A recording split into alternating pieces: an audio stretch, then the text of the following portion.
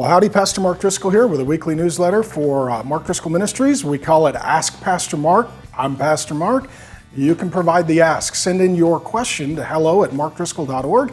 And if I like your question, I'll try and answer it and we'll give it away. By the way, brand new website at markdriscoll.org. It looks awesome. Thank you to the team for doing that. In addition, shortly forthcoming, Lord willing, a brand new app with all the Bible teaching, including daily devotions, weekly sermon, weekly blog, this Ask Pastor Mark newsletter, in addition to leaders resources. We call it Leader Equipping, coming out once a month. All kinds of stuff there. You want to check it out. Nonetheless, this week's question comes from a guy named Eman, and I apologize if I misspelled your name. He is a music student in Singapore, Christian worship leader, artist in Singapore. Thanks for tuning in. It's pretty crazy what the internet allows. He says he's working on his thesis, so congratulations, getting near the end of your studies. And it is titled, How Popular Music Has Affected Worship Music, Musically and Culturally. So, how many of you are worship leaders? How many of you listen to worship music in your car? How many of you turn the radio on for your kids when you're driving them to school and trying to find something that's safe for the whole family?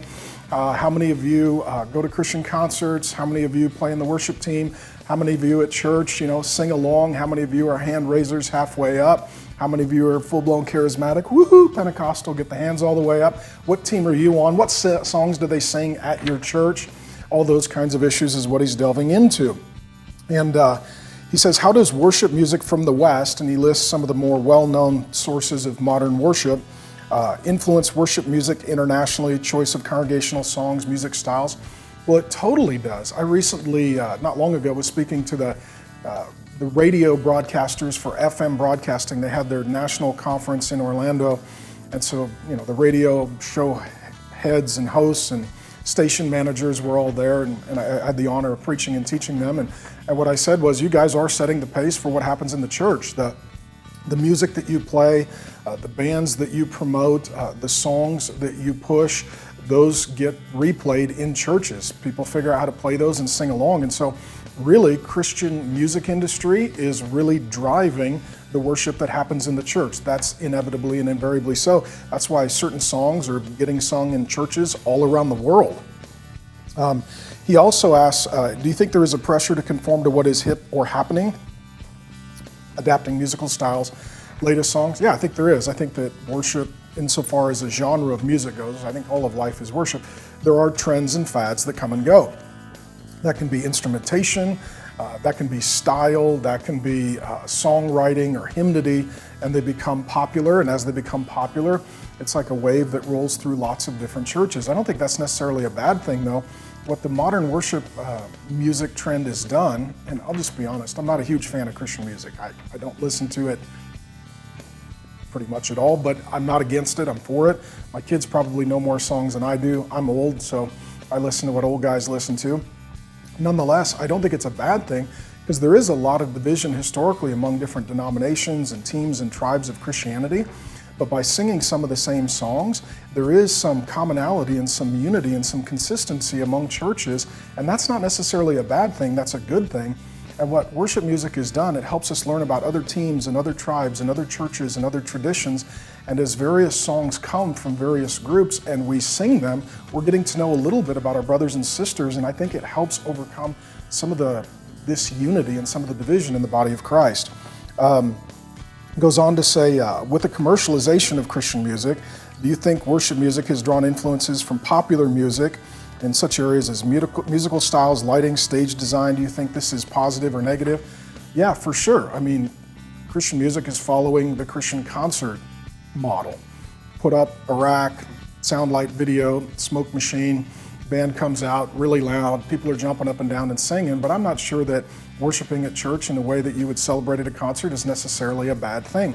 Can it get commercialized? For sure it can. I was not long ago at an event and I was backstage going out to teach, and the guy in the band was literally not spray painting, he was hairspraying. I apologize. I've neither hair sprayed or spray painted my hair, but he was hairspraying his hair and then rolled up his shirt so you could see his arms, and he went down and he was doing push-ups on the ground so that he'd look sort of flexed out before he went out to lead worship. And I thought, that's different. Never really thought about that before I went out. But nonetheless, It can get commercialized. It can follow in the trends of just sort of rock stardom. So it's important for those who are leading to check their own heart. Is this unto the Lord? Is this causing people to celebrate and to worship God, or just to kind of idolize the band? And that's something that the worshiper needs to gauge in their own heart, and something that the worship leader needs to really evaluate in their own soul. And a lot of this comes from the Wesley brothers. There were two brothers, John and Charles Wesley. One was the preacher, one was the worship leader.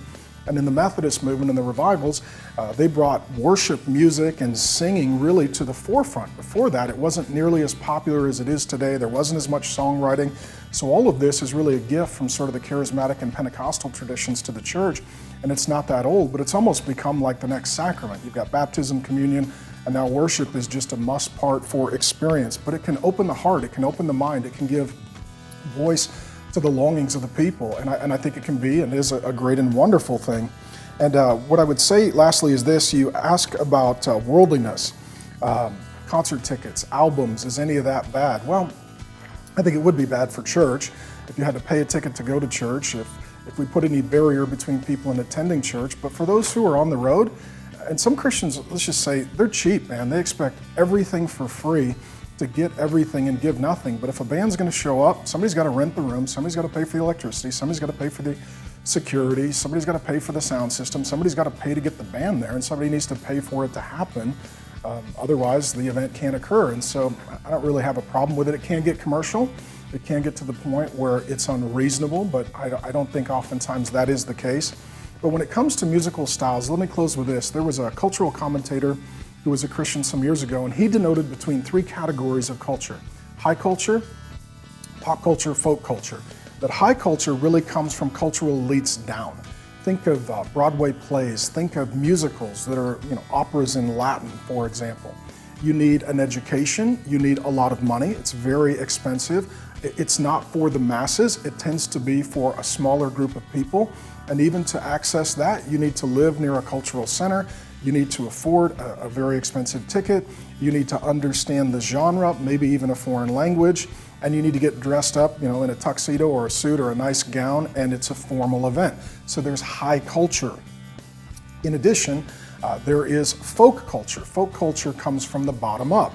And this is local art. This would be, like I'm here in the Southwest, this would be local artisans that are, more cowboy or Native American, because that tends to be the history of who was here. Musical styles, genre coming up from the bottom.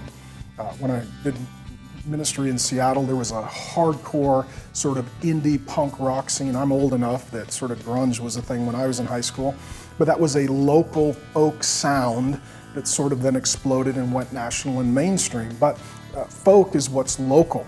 And you go to different countries and they have their own local artists and their own local songwriters, and then there's pop. So high culture, folk culture tend to be smaller bands of consumption and participation. The majority tends to be pop culture, and really what you're hitting is this: Christian music industry and how it affects the worship industry. It's pop culture. That means it's for the masses. It's distributed to the widest possible audience. It is to be done in a way that is simple so that it can be replicated and sung, and so it's 3 chords for the Lord and really simple hymnody and songwriting.